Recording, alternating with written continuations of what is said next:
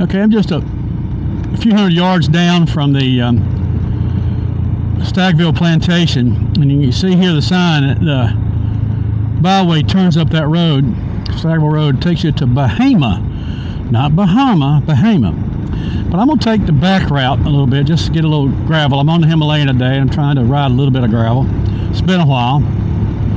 But this is I don't know if this is a separate plantation from Stagville or part of Stagville. I don't know what the deal is. Maybe if I read the signs. Historic Stagville State Historic Site, Horton Grove. Okay. Let's see what we got here. I just love this old road. I come down here all the time.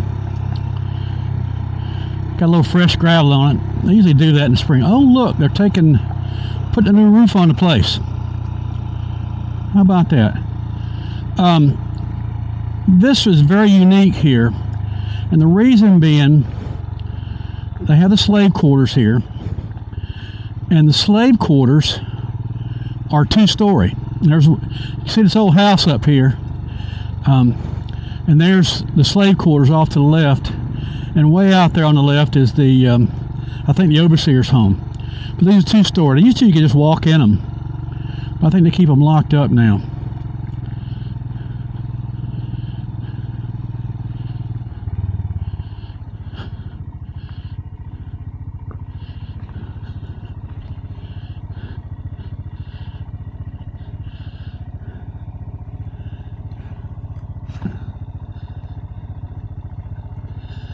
I think that building in the back is a kitchen. Like I said, you used to go in these things.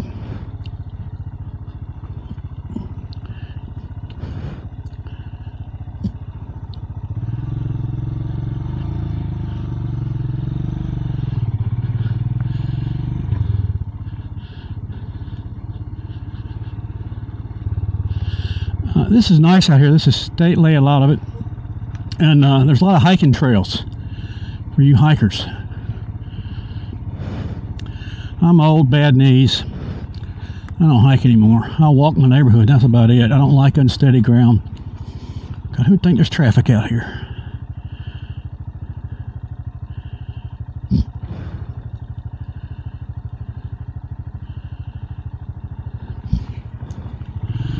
Friendly lady.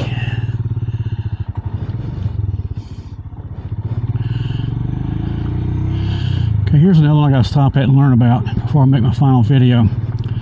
This is an old horse barn.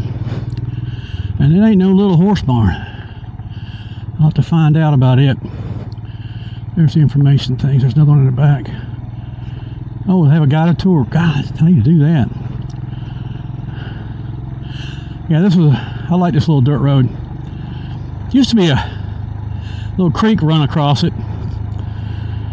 Give me a little excitement, but they put it right. It was right here, and they put a little pipe in, so water runs under the road. This will take me up towards the town of Bahama.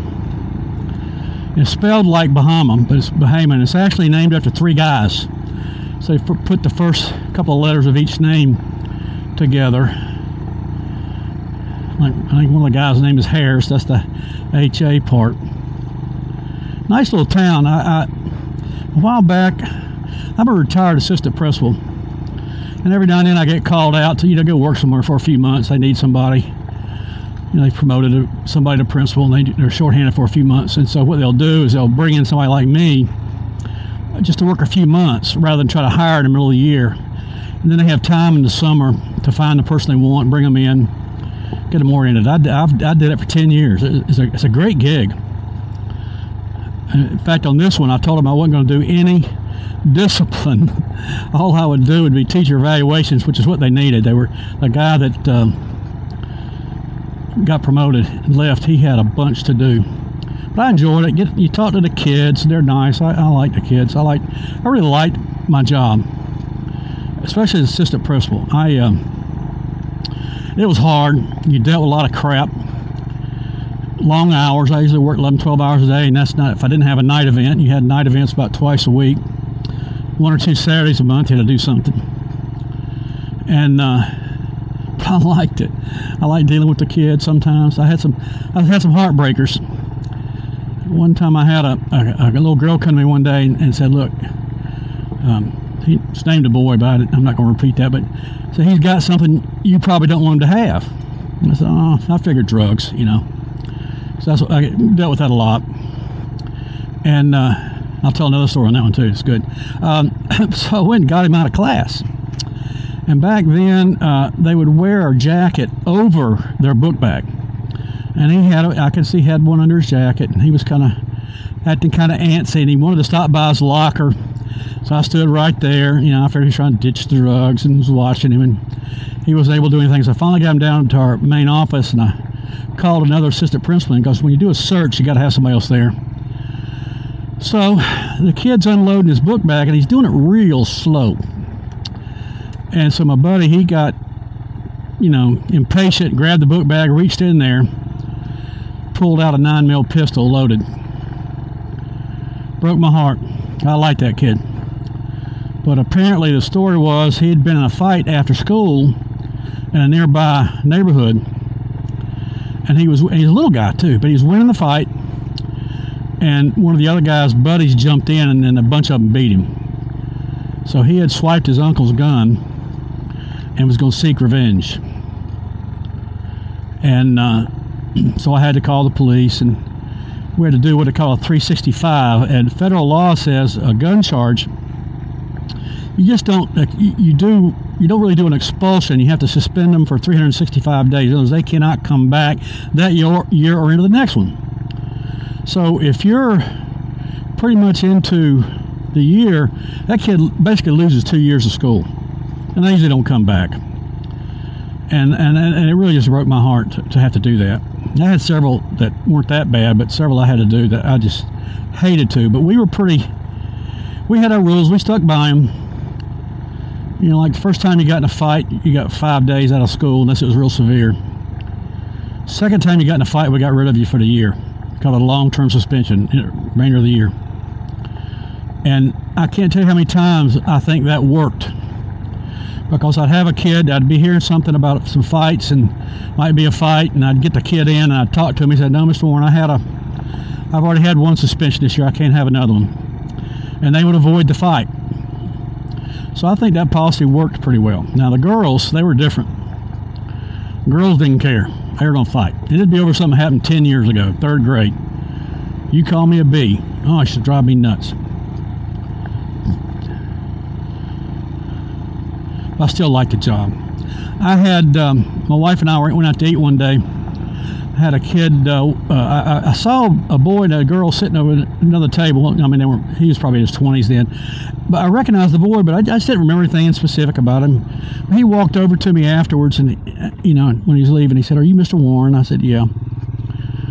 He said, do you remember me? I said, I remember you a little bit, but I don't remember any specifics. You know, so I mean, I told a lot of kids in 33 years of working in school. But he told me his name. I said, well, it's nice to see you. And he said, I just want you to know you saved my life. Now, he was literal. You saved my life. I have no clue what I did for that kid.